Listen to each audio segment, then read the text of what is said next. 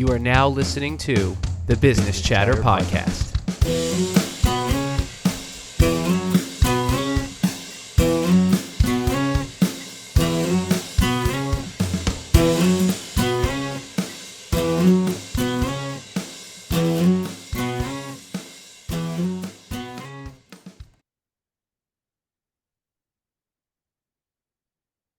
All right. Welcome to part 1, episode 18, Business Chatter Podcast, or episode 18, part 1. Yes. Well, the next one will be 19, but this is part 1 of 2 parts. That's right. I'm Anthony. And I'm Chris, and we're happy that you're here with us today. And today we're talking about some social entrepreneurship, doing right. work better. Chris, you want to explain it or you want me to explain it? No, you've been having some solid intros to our topic, so I'll let you continue on. All right. Take a step back. Take it all in. I'll mute my mic. Social entrepreneurship. It's the use of business techniques to develop, fund, implement solutions to social, cultural, environmental issues. Lots of examples of this. For example, individuals starting banks that provide microloans to disadvantaged areas without collateral to help drive social change. There you go. That's right. Thank you. Like quickly before we jump into things, I was doing some research on this, and it kind of runs down. There's 4 kind of buckets that you could put these social entrepreneurs in. So there's the community focused bucket, man. That's not right. That's right. So there's let's see, quasi categories, but you can maneuver throughout these categories. So that's better. There we go. That was the better way to put it. Although bucket is a lot easier and pretty straightforward as an explanation, but I get it. You want me to put you in a bucket, Chris? Hey, depends on what's in the bucket. Yeah, it could be a big bucket. I mean, you live in that thing. Like a huge, like very nice, luxurious bucket. I'm picturing like a bikini bottom style bucket, like the chum bucket. Yeah, like the chum bucket. I mean, that's not the kind of bucket I want to be in. Well, you could spruce it up.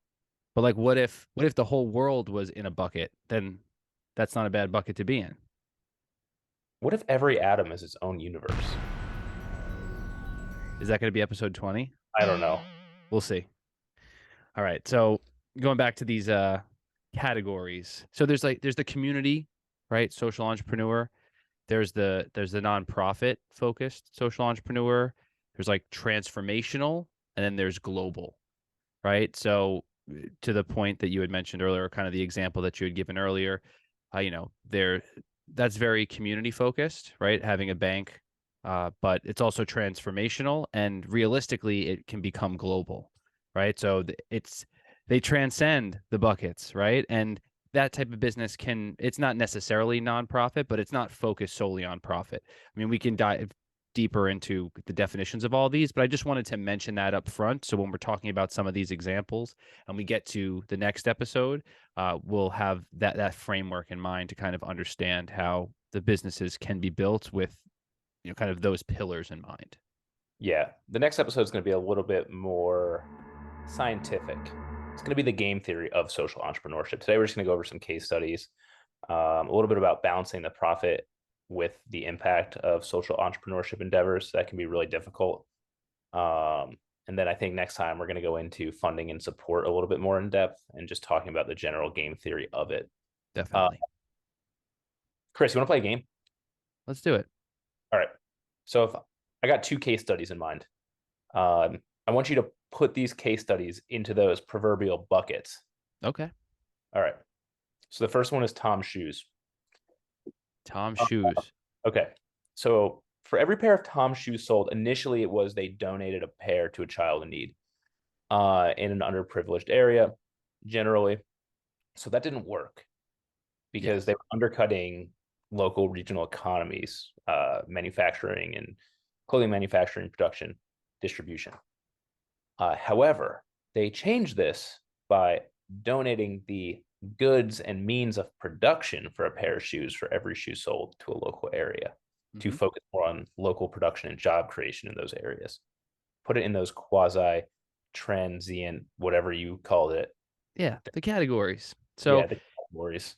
It's actually very interesting because there's two buckets that come to mind, and one of them comes as a result of the pivot, and one of them comes from the initial idea. So, you know, they were thinking globally in the sense of being able to make a major impact on, an issue that was real, right? They're donating shoes for underprivileged communities, but they really fit in that community social entrepreneur bucket because they were focused on specific communities in certain geographical locations to begin. So it wasn't global in the sense of these shoes were going all over the world. They were pretty hyper focused in certain communities. As they made that pivot, they did expand themselves and started investing in businesses, right? But it still remains community because they didn't go fully global. I'm not sure if they're at that point now, but I would put them in the community social entrepreneur bucket. That's not a comment on them. It's more so the focus of where they ended up. I would consider global as more like clean water initiatives and access to education type of initiatives that are truly, you know, that can truly change, make a seismic shift in a social need across the board. You don't So I'd think put them in job the sorry, you don't think job creation trickle down? The more jobs you have, the more opportunity you have to build infrastructure. for sure. But that was focused primarily in just certain communities. So it didn't necessarily bleed out off the continent that they were on, for example. Never know. Well, hopefully it has. All it takes is the first domino to fall. That's right. But yeah, I think you're right. I'm just pushing it. So the next one is pretty similar. I think it might be even smaller scale, but I had Warby Parker in mind. So like the pair for a pair. Hmm. So they partner with nonprofit organizations. I think Vision Spring is one of them to ensure that for every pair of glasses they sell, they distribute a pair of prescription glasses to someone in need, which I think obviously shoes is very important, but I couldn't even imagine not being able to see and not having the like if you're visually impaired, not having access to something that's going to improve your quality of life that drastically. I Totally. think it's a good program. And I mean, yeah, and to that point, I would actually put that in the global uh, piece because it is a, not to say more fundamental element, but there were local businesses, right, that were making shoes. And the issue was that giving these free shoes were impacting the local businesses. So the access to shoes weren't as large of an issue as the access to quality eye care could be. And that's really transformational. And when I look at like kind of a rough description of what the transformational social piece is, that's more focused on like where the gap of where government and business isn't meeting that. So it's more social initiative focused. So I would say that, definitely community, but when you bring it to scale, I think they can actually reach that global social entrepreneur categorization. Categorization. I'm definitely not saying that on the. I'm not putting the right emphasis there, but you know what I'm saying. I wonder if there's case studies. Obviously there's some case studies done on these because I found them, but more in-depth studies, research studies outside of even just general case studies Sure. I mean, on I'm just what the overall level of impact is that's been created by, say, a Warby Parker or a Tom's, just through these initiatives. totally. I mean, I found something from the University of San Diego, Mhm. from their Cool professional and aspect. continuing education, and they just speak on it Wait, very wait. briefly. One famous. Oh wait, no, that's San Diego State. Is San Diego State the Aztecs? I just blew that, didn't I? San Diego State is yeah, San Diego State's the Aztecs. We're gonna cut that. SDSU, yeah. Cut that. Tony Gwynn would be so disappointed in me. Oh, Tony Gwynn, man, legend, legend. Even Strasburg too. Also went to San Diego State. Not as much of a legend. Okay, in his own mind. I mean, Tony Gwynn is like one of the greatest hitters of all time, It's right? true. Like, I mean, what was that? The year of the strike, he would have hit 400. Hey, you got Luis Arias doing it right now. The second coming of Tony Gwynn. It's really impressive. It's awesome. I hope Just for the sake misreported. of, I hope for the sake of 399. baseball. He's Almost batting 399 right now. yeah. Wow, last time I saw he was like 396, I think. So Yeah, he was 401 the other day, and I think he went 1 for 3 yesterday, dropping to 399 or 1 for 4. that's a lot of pressure. There's a lot of season left. All right. All All right. right. So Anyway, next topic. Same topic. Next subcategory. Quasi whatever you said. because we don't want to put anything in a bucket, you know? Yeah, no buckets here. We're Uh, a non-bucket podcast. all right. This is what I wrote. Funding and support. No, no, no, no, no, no. That's for next time. That's for next time. Back up. Cut that out too. Cut this whole section. Oh no, We're I'm leaving it all in. I'm leaving balancing it of all in. profit and impact. So the double bottom line, right? Um, so the balancing profit and balancing social impact. And where does that line have to be to make it a viable option on both sides? Because a Sure. business is still a business.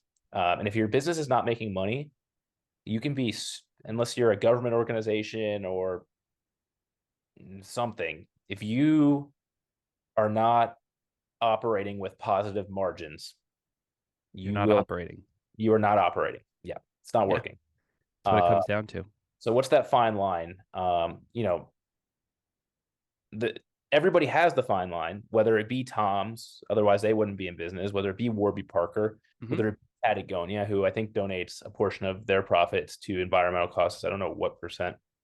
Um, but how do they overcome those challenges of maintaining profitability while making significant contributions to social environmental impact that doesn't really that falls outside of the general scope of like something like greenwashing? So I mean, I think that Hold on, before you go, I felt like I really rambled there. I mean it would not be off theme for you to ramble a little bit. Mm-hmm. We are a chatter focused podcast, so I support it. I Okay. feel like I need to put together a clip of you saying I think I rambled from every episode, and we could just have a full clip show of you just saying that. The problem is like I don't know the next word until the current word is in my head. So Living on the edge. putting together a puzzle here. That's a good way to put it. Yeah. That's a good way to put it. Imagine me when I'm 70. It's gonna be rough. Oh man. Yeah. Well, we got some time before that, so let's let's not stray too far. Hey, But you're no. on the downhill. Oh man, I'm in my late early 30s. We're good. We got some time. Hmm. Got some time. No, look, I think when it comes to, making that balance, like anything else, you really do need to understand what your objectives are, but you have to make smart business decisions. Like no matter how strong your cause is, no matter how noble your cause is, there are people that need to get paid. There are expenses that happen. There's transportation, there's supply chain you have to think about, there's tax, there's all these liabilities that you need to think about, right? Your operational expenses. Marketing, right? Nobody's going to buy the product if you can't get the word out there, and you need to get the word out there because you know that all the excess that's going to go towards these noble and important causes is only going to come in if you can get it in front of people. So you do need to be savvy at business first while keeping the ultimate goal in mind. And these companies, I mean, let's not deny it. They do benefit from having a social cause, right? I mean, I bought a pair of Toms knowing that there was going to be benefit there, where I could have bought another pair of shoes that do the same thing. So like they are comfortable actually, and they're really light.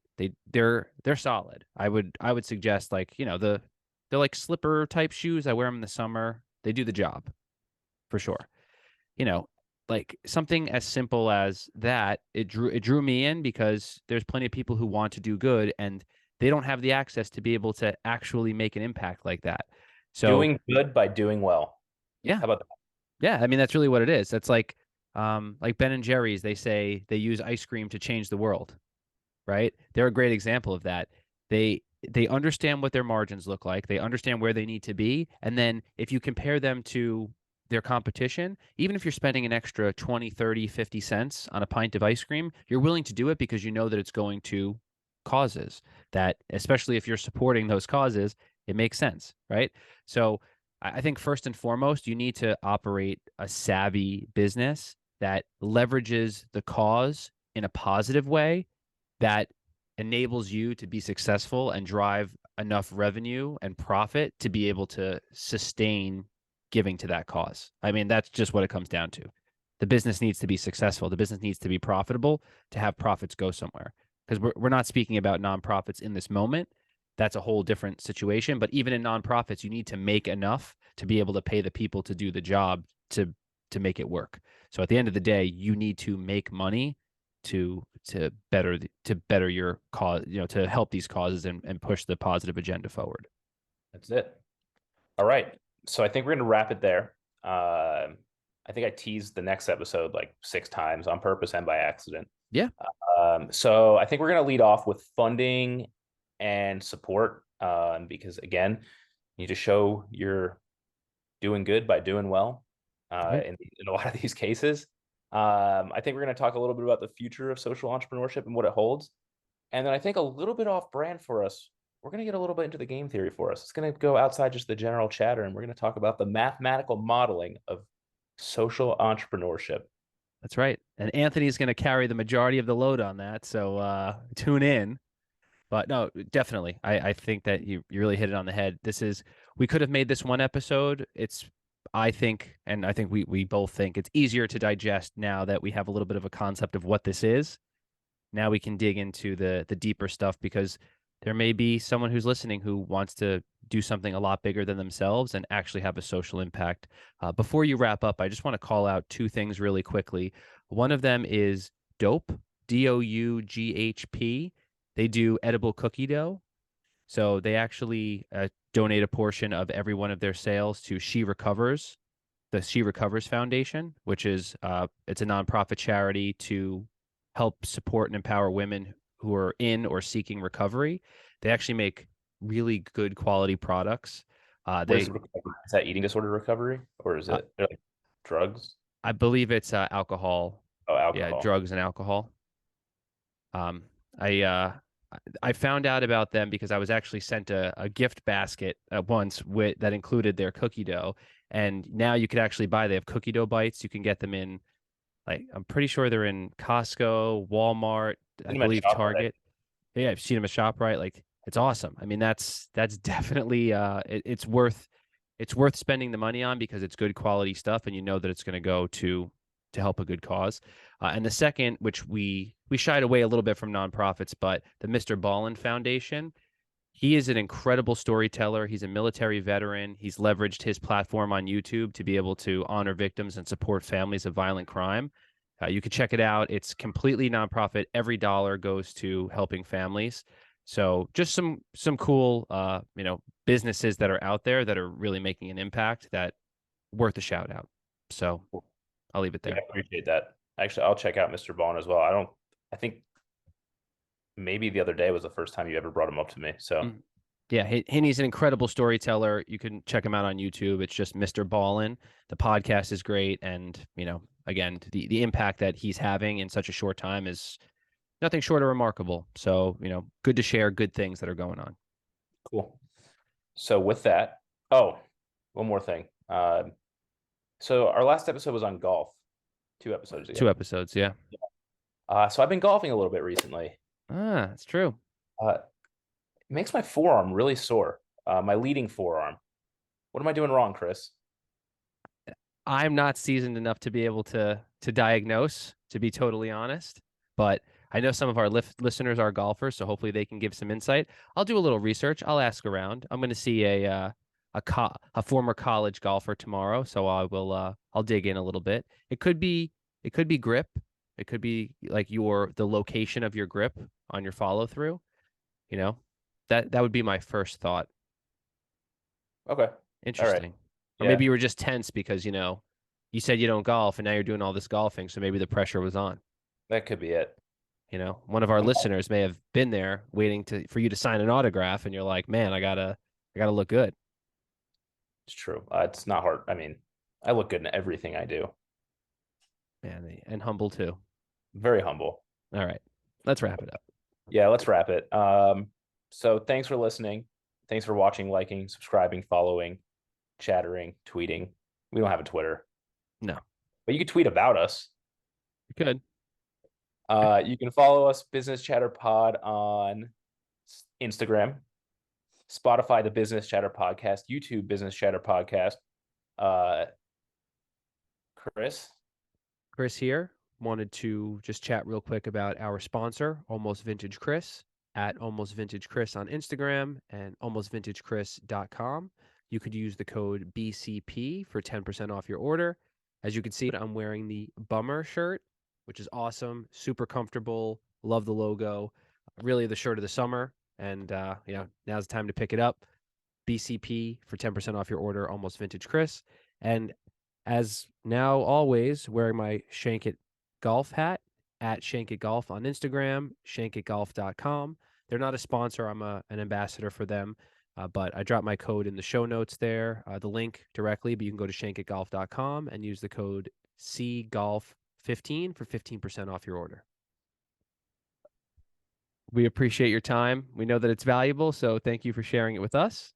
We're the Business Chatter Podcast. Consider us your crash course on value creation through the words of individuals who have done it before. We'll see you next time. See ya.